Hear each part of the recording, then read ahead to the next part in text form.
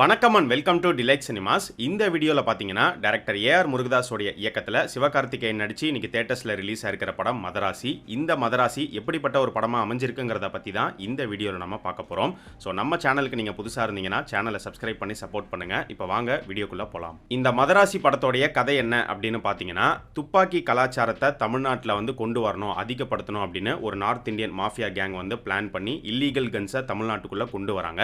இந்த விஷயம் என்ஐஏ ஸ்குவாடுக்கு தெரிய வந்து எப்படியாவது இதை தடுத்து நிறுத்தணும் அப்படின்னு அவங்க முயற்சி பண்ணுறாங்க. ஸோ இவங்க ரெண்டு பேருக்குள்ளே நடக்கிற கிளாஷ், இந்த கிளாஷில் படத்தோடைய ஹீரோவான சிவகார்த்திகேயன், படத்தோடைய ஹீரோயினான மாலதி, இவங்க ரெண்டு பேரும் எப்படி இதுக்குள்ளே வந்து மாட்டுறாங்க. அண்ட் என்ஐஏ வெர்சஸ் வில்லன் அப்படிங்கிற அந்த கிளாஷை தாண்டி அது எப்படி ஹீரோ வெர்சஸ் வில்லன் கிளாஷாக மாறுது, கடைசியாக என்ன நடந்தது அப்படிங்கிறதான் இந்த மதராசி படத்தோடைய மொத்த கதையுமே. இந்த படத்தோடைய ஹீரோ சிவகார்த்திகேயன் எடுத்துக்கிட்டோம் அப்படின்னா அவருடைய ஸ்க்ரீன் பிரசன்ஸ் ஓவராலாக ரொம்பவே நல்லா இருந்துச்சு. மெயினாக அவருக்கான மாஸ் அண்ட் ஆக்ஷன் சீக்வன்ஸில் ஸ்க்ரீன் பிரசன்ஸ் நல்லா இருந்தது. பெர்ஃபார்மன்ஸ் வைஸ் பார்த்தோம் அப்படின்னா ஆஸ் யூஷுவல் அவருடைய ஸ்டைலில் ஒரு நீட்டான ஒரு பெர்ஃபார்மன்ஸ் இந்த படத்துக்கு கொடுத்துருக்காரு. இந்த படத்தில் அவர் ப்ளே பண்ணியிருக்கிற ரகுங்கிற அந்த கேரக்டருக்கு ஒரு மெடிக்கல் கண்டிஷன் ஒன்று இருக்கும். அதை பற்றி ட்ரெய்லர் கட்லேயே வந்து சொல்லியிருப்பாங்க, எல்லாருமே பார்த்துருப்பீங்க அப்படின்னு நினைக்கிறேன். ஆனால் ட்ரெய்லர் கட்டில் அந்த மெடிக்கல் கண்டிஷனுடைய பேரை வந்து மென்ஷன் பண்ணியிருக்க மாட்டாங்க, படத்தில் சொல்லியிருக்காங்க. அது என்னங்கிறத நீங்கள் படம் பார்த்து தெரிஞ்சுக்கோங்க. ஸோ இப்படி ஒரு மெடிக்கல் கண்டிஷன் அவருக்கு இருக்குது அப்படிங்கிறதுனால அவருடைய பெர்ஃபார்மன்ஸில் ஒரு சில போர்ஷன்ஸில் வந்து பார்த்தீங்கன்னா கொஞ்சம் ஓவர் ரியாக்ட் பண்ணுற மாதிரி தான் வந்து கிரியேட் பண்ணியிருக்காங்க. கொஞ்சம் ஹைப்பர் ஆகிற மாதிரி, எக்ஸைட் ஆகிற மாதிரி அவருடைய கேரக்டர் வந்து இருக்கும். பட் அது பெருசாக ஒர்க் அவுட் ஆன மாதிரி தெரியல. அப்படி பண்ணியிருக்க வேண்டிய அவசியம் இல்லை அப்படிங்கிற மாதிரி தான் எனக்கு தோணுச்சு. படத்தோடைய ஹீரோயின் ருக்மிணி எடுத்துக்கிட்டோம் அப்படின்னா அவங்களுக்கு கொடுக்கப்பட்ட கேரக்டருக்கு என்ன பண்ணணுமோ அதை நல்லாவே வந்து பண்ணியிருக்காங்க. அண்ட் கதைப்படி பார்த்தோம் அப்படின்னா அவங்களுடைய கேரக்டர் வந்து ஒரு முக்கியமான ஒரு கேரக்டராக, ஒரு கீ ஃபேக்டராக தான் வந்து இருக்கும். ஆனால் ஸ்க்ரீன் ப்ரெசன்ஸாக படத்தில் அவங்க எவ்வளோ சீன் வராங்க அப்படின்னு பார்க்கும்போது ரொம்பவே கம்மியாக தான் வந்து வராங்க. எந்த அளவுக்கு கம்மி அப்படின்னு பார்த்தீங்கன்னா, இதுக்கு முன்னாடி ஏஆர் முருகதாஸ் எடுத்த படங்களில் ஹீரோயின்ஸ்க்கான ஸ்பேஸ் எப்படி இருக்குமோ அதை விட கம்மியாக தான் இந்த படத்தில் ருக்மிணிக்கு கொடுக்கப்பட்டிருக்கு. இந்த படத்தோடைய மெயின் வில்லன், துப்பாக்கி பட வில்லனான வித்யுத் ஜமால், அவருடைய ஸ்க்ரீன் பிரசன்ஸ் படம் ஃபுல்லாக ரொம்பவே நல்லா இருந்துச்சு. படத்தில் அவருடைய இன்ட்ரோ சீக்வன்ஸ்க்கு தேட்டரில் பார்த்தீங்கன்னா பயங்கரமான ஒரு ரெஸ்பான்ஸ் இருந்தது. அண்ட் அவருக்கு இந்த படத்தில் கொடுக்கப்பட்டிருக்கிற மாஸ் ஆக்ஷன் சீக்வன்ஸ் எல்லாமே நல்லாவே கொடுத்துருக்காங்க. அவர் நல்லாவும் வந்து பெர்ஃபார்ம் பண்ணியிருக்காரு. அடுத்து இன்னொரு வில்லனாக வர நம்ம டான்சிங் ரோஸ் ஷபீர், அவருடைய பெர்ஃபார்மன்ஸ் அண்ட் கேரக்டருமே நல்லா இருந்துச்சு. அவருடைய ஆக்டிங் வந்து நல்லா இருந்தது. அண்ட் பிஜு மெனன் ரொம்ப வருஷத்துக்கு அப்புறமா டேரெக்டாக ஒரு தமிழ் படத்தில் இப்போ நடிச்சிருக்காரு. அவருடைய பெர்ஃபார்மன்ஸும் நல்லா இருந்துச்சு. ஆனால் அவருடைய கேரக்டர் இன்னுமே நல்லா யூஸ் பண்ணியிருக்கலாம் அப்படிங்கிற மாதிரி தோணுச்சு. படத்தில் ஆக்ஷன் சீக்வன்ஸ் எல்லாமே நல்லா பண்ணியிருக்காங்க. மெயினாக கிளைமேக்ஸ் ஆக்ஷன் சீக்வன்ஸை ரொம்பவே நல்லா பண்ணியிருந்தாங்க. அதுலேயும் ஆக்ஷன் சீக்வன்ஸில் சினிமோட்டோகிராஃபி ஹேண்டில் பண்ண விதம் ரொம்ப நல்லா இருந்தது. ஓவராலாகவும் சினிமோட்டோகிராஃபி நல்லாவே பண்ணியிருக்காங்க. மியூசிக் எடுத்துக்கிட்டோம் அப்படின்னா அனிருத்தோடைய சாங்ஸை பொறுத்த வரைக்கும் சலம்புல சாங் வந்து ஆல்ரெடி ஹிட் ஆகிடுச்சு. அந்த பாட்டை விஷுவலாக ஷூட் பண்ண விதம், எஸ்கேவுடைய டான்ஸ் ஸ்டெப்ஸ் எல்லாமே வந்து நல்லாவே இருந்தது. மீதி சாங்ஸ் எல்லாமே பார்த்தீங்கன்னா ஓகே அப்படிங்கிற மாதிரி தான் இருந்தது. சாங்ஸை தாண்டி பேக்ரவுண்ட் ஸ்கோர் அப்படின்னு வரும்போது பொதுவாக அனிருத்தோடைய பேக்ரவுண்ட் ஸ்கோர் பயங்கரமாக இருக்கும். ஆனால் வர வர அனிருத்தோடைய பேக்ரவுண்ட் ஸ்கோர் வந்து பார்த்தீங்கன்னா முன்னளவுக்கு ஸ்ட்ராங்காக செமையாக வந்து இல்லை, யூனிக்காக வந்து இல்லை. மெயினாக இந்த படத்தை பொறுத்த வரைக்கும் பார்த்தீங்கன்னா எல்லா இடத்துலையுமே பேக்ரவுண்ட் ஸ்கோர் வந்து ஓகே அப்படிங்கிற மாதிரி தான் இருந்துச்சு. இந்த மதராசி மூவி டீம் படத்தை பற்றி என்ன சொல்லியிருந்தாங்க, மெயினாக டேரக்டர் என்ன சொல்லியிருந்தாரு அப்படின்னு பார்த்தீங்கன்னா, கஜினி, துப்பாக்கி ரெண்டு படத்தோடைய சாயலும் இந்த படத்தில் வந்து இருக்கும். படத்தோடைய கதைக்களம் வந்து கஜினி மாதிரியும், ஸ்க்ரீன் பிளே வந்து துப்பாக்கி மாதிரி ரேசியான ஒரு ஸ்க்ரீன் பிளேவாக இருக்கும் அப்படின்னு தான் அவர் சொல்லியிருந்தாரு. ஸோ ரெண்டு படத்தோடைய சாயலும் இந்த படத்தில் இருக்கா அப்படின்னு கேட்டிங்கன்னா கண்டிப்பாக இருக்குது. ஆனால் அது ஒர்க் அவுட் ஆயிருக்கா அப்படின்னு பார்க்கும்போது, இப்போ கஜினி படத்தில் பார்த்தீங்கன்னா படத்தோடைய ஹீரோக்கு வந்து ஷார்ட் டேர்ம் மெமரி லாஸ் அப்படிங்கிற ஒரு மெடிக்கல் கண்டிஷன் ஒன்று இருக்கும். அது அந்த படத்துக்கு நல்லாவே ஒர்க் அவுட் ஆயிருந்துச்சு. இப்போ இந்த படத்துலையும் எஸ்கேக்கு வந்து ஒரு மெடிக்கல் கண்டிஷன் இருக்குது. ஆனால் இந்த மெடிக்கல் கண்டிஷன் இந்த படத்துக்கு அந்தளவுக்கு ஒர்க் அவுட் ஆன மாதிரி தெரியல.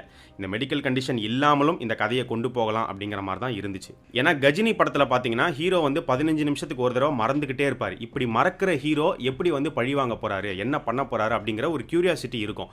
ஆனால் இந்த படத்தில் இவங்க கொடுத்துருக்கிற மெடிக்கல் கண்டிஷன் வந்து பார்த்தீங்கன்னா அவன் ஒன்று நினச்சிட்டானா அதை முடிக்காமல் விட மாட்டான், எந்த எக்ஸ்ட்ரீம் வேணாலும் போவான் அப்படின்னு ஒரு டயலாக் வந்து ட்ரெய்லர்லேயே வந்து சொல்கிறாங்க. இந்த டயலாக்லாம் நம்ம இதுக்கு முன்னாடி பல கமர்ஷியல் படங்களில் ஹீரோக்கு பில்டப் கொடுத்தே கேள்விப்பட்டிருப்போம். இதை ஒரு தனியாக மெடிக்கல் கண்டிஷனாக சொல்லணுங்கிற அவசியமே வந்து கிடையாது. ஸோ அதனால் அது இந்த படத்தில் பெருசாக ஒர்க் அவுட் ஆகாமல் போயிடுச்சுன்னு தான் நான் நினைக்கிறேன். அதே மாதிரி இப்போ துப்பாக்கி படம் எடுத்துக்கிட்டிங்கன்னா 12 இடத்துல பிளாஸ்ட் பிளான் பண்ணியிருக்காங்க அப்படிங்கிற விஷயம் ஹீரோக்கு தெரிய வரும். தெரிய வந்ததுக்கப்புறமா அவர் எப்படி அதை தடுத்து நிறுத்துறாரு அப்படிங்கிறத இன்ட்ரெஸ்டிங்காக கொண்டு போயிருப்பாங்க. அதிலிருந்து hero villain face off game அப்படிங்கிறது ஸ்டார்ட் ஆகும். ஸோ அந்த படத்தில் எதுக்காக குண்டு வைக்கிறாங்க அப்படிங்கிறதுக்கு ஒரு காரணம் இருக்கும். இதெல்லாம் யார் பண்ணுறாங்கன்னா தீவிரவாதிங்க பண்ணுறாங்க, அமைதியை கெடுக்கணுங்கிறதுக்காக பண்ணுறாங்க அப்படிங்கிற ஒரு காரணம் இருக்குது. அதே மாதிரி இப்போ இந்த மதராசி படத்தில் பார்த்தீங்கன்னா துப்பாக்கி கலாச்சாரத்தை வந்து அதிகப்படுத்தணும் அப்படின்னு தான் வந்து கன்ஸை தமிழ்நாட்டுக்குள்ளே கொண்டு வரதுக்கு முயற்சி பண்ணுறாங்க, கொண்டு வராங்க. ஸோ எதுக்காக இதை கொண்டு வராங்க, எதுக்காக இப்போ கலாச்சாரத்தை இன்க்ரீஸ் பண்ணணும்னு நினைக்கிறாங்க, இதுக்கு பின்னாடி என்ன நோக்கம் இருக்குது அப்படிங்கிறத தெளிவாகவே இந்த படத்தில் வந்து இவங்க சொல்லவே கிடையாது.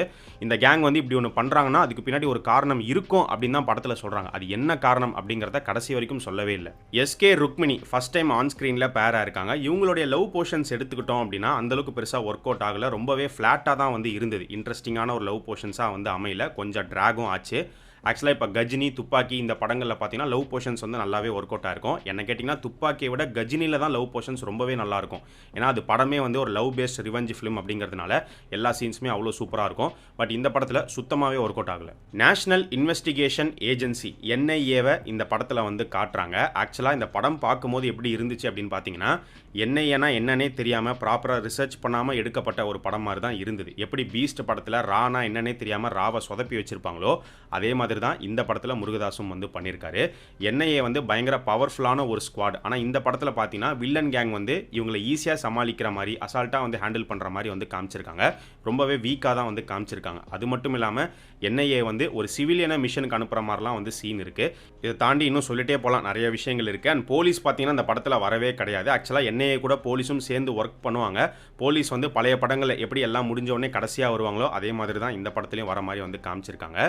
இது சினிமா தானே, ஒரு சினிமேட்டிக் லிபர்ட்டி எடுத்து தானே எல்லாருமே பண்ணுவாங்க அப்படின்னு நீங்கள் கேட்கலாம். லிபர்ட்டி எடுத்து பண்ணுறதுல தப்பு கிடையாது, ஆனால் அதுக்கும் ஒரு லிமிட் இருக்குது. ஆனால் அந்த லிமிட்டை மீறி எடுத்த மாதிரி தான் இந்த படம் பார்க்கும்போது இருந்துச்சு. இவங்க எடுத்துக்கிட்ட கதைக்கு எப்படி ஸ்க்ரீன் பிளே பண்ணியிருக்காங்க அப்படின்னு பார்க்கும்போது ஃபர்ஸ்ட் ஹாஃப் எடுத்துக்கிட்டோன்னா கண்டிப்பாக ஃபர்ஸ்ட் ஹாஃபில் உங்களால் நல்ல ஒரு லேகே வந்து ஃபீல் பண்ண முடியும். ஏன்னா ஃபர்ஸ்ட் ஹாஃபில் வந்து நிறைய விஷயங்களே இவங்க ஸ்டஃப் பண்ணிட்டாங்க. செகண்ட் ஹாஃப் வந்து கொஞ்சம் ரேசியாக கொண்டு போனோம் அப்படின்னு சொல்லிட்டு ஃபர்ஸ்ட் ஹாஃப்லேயே பார்த்தீங்கன்னா முக்காவாசி பாட்டு வந்துடும், ஃப்ளாஷ்பேக் வந்துடும், எல்லாமே ஃபர்ஸ்ட் ஹாஃப்லேயே வந்துடும். ஆனால் அவ்வளோ ஸ்டஃப் பண்ணியிருக்க தேவை கிடையாது. பட் அது வச்சதுனால ஃபர்ஸ்ட் ஹாஃப் அந்தளவுக்கு சுவாரஸ்யமாக வந்து இல்லை. ஆனால் செகண்ட் ஹாஃப் வந்து பார்த்தோம் அப்படின்னா செகண்ட் ஹாஃப் நல்லா ரேசியாகவே கொண்டு போயிருக்காங்க. ஃபர்ஸ்ட் ஹாஃப் கம்பேர் பண்ணும்போது செகண்ட் ஹாஃப் நல்லாவே எடுத்துகிட்டு போய் முடிச்சிருந்தாங்க. இந்த படத்தோடைய டைட்டில் எடுத்துக்கிட்டோம் அப்படின்னா மதராசி அப்படிங்கிற டைட்டிலுக்கும் இந்த படத்துக்கும் என்ன சம்பந்தம் அப்படிங்கிறது கிளியராக தெரியவே இல்லை. பட் ரிலீஸ்க்கு முன்னாடி முருகதாஸ் என்ன எக்ஸ்பிளனேஷன் கொடுத்துருந்தாரு அப்படின்னு பார்த்தீங்கன்னா இந்த டைட்டில் வந்து படத்தோடைய வில்லன் பாயிண்ட் ஆஃப் வியூலேருந்து வைக்கப்பட்ட ஒரு டைட்டில். வில்லன் வந்து ஒரு நார்த் இந்தியன், ஸோ அவருடைய பாயிண்ட் ஆஃப் வியூவில் ஹீரோ வந்து ஒரு மதராசி அப்படிங்கிற மாதிரி அவர் சொல்லியிருந்தாரு. ஆனால் இந்த படத்தில் பார்த்தீங்கன்னா மதராசி அப்படின்னு BGM வருதே தவிர வில்லன் வந்து ஹீரோவை மதராசின்னு கூப்பிடுற மாதிரியோ, ஏன்னா இந்த மதராசி வார்த்தையை வந்து ஒரு மார்க் பண்ணுற விதமாகவும் யூஸ் பண்ணுவாங்க. அட்லீஸ்ட் அந்த மாதிரி இந்த படத்தில் வில்லன் வந்து ஹீரோ வந்து ஒரு மதராசி தானே, இவனால் என்ன பண்ணிட முடியும், என்ன பண்ணிடுவான் அப்படின்னு ஏளனமாக நினைக்கிற மாதிரி கூட எந்த ஒரு சீனோ டயலாகோ வந்து இல்லை. அப்படி இருக்கும்போது எதனால மதராசி அப்படிங்கிற டைட்டில் அப்படிங்கிறதுமே வந்து புரியல. ஸோ மொத்தமாக இந்த மதராசி எப்படிப்பட்ட ஒரு படமாக அமைஞ்சிருக்குன்னு கேட்டிங்கன்னா என்னை பொறுத்த வரைக்கும் ஒரு ஆவரேஜான ஒரு ஃபிலிமாக இருந்துச்சு. பார்க்கணும்னு நினைக்கிறவங்க தியேட்டருக்கு போய் இந்த படத்தை பாருங்கள். ஸோ இந்த படத்தில் அடல்ட் கண்டென்ட்லாம் பெருசாக எதுவும் கிடையாது. UA சர்டிஃபிகேட் தான் வந்து கொடுக்கப்பட்டிருக்கு. ஃபேமிலியோட அந்த படத்தை போய் நீங்கள் பார்க்கலாம். ஸோ இன்றைக்கி தியேட்டர்ஸில் இந்த மதராசி படம் ரிலீஸ் ஆயிருக்கு. பார்க்காதவங்க பார்க்கணுமா வேணாமாங்கிறத நீங்களே முடிவு பண்ணிக்கோங்க. ஏற்கனவே இந்த படத்தை பார்த்து முடிச்சவங்க இந்த படம் உங்களுக்கு எப்படி இருந்துச்சு, உங்களுடைய ஒப்பீனியனை மறக்காமல் இந்த வீடியோடைய கமெண்ட் செக்ஷனில் சொல்லுங்கள்.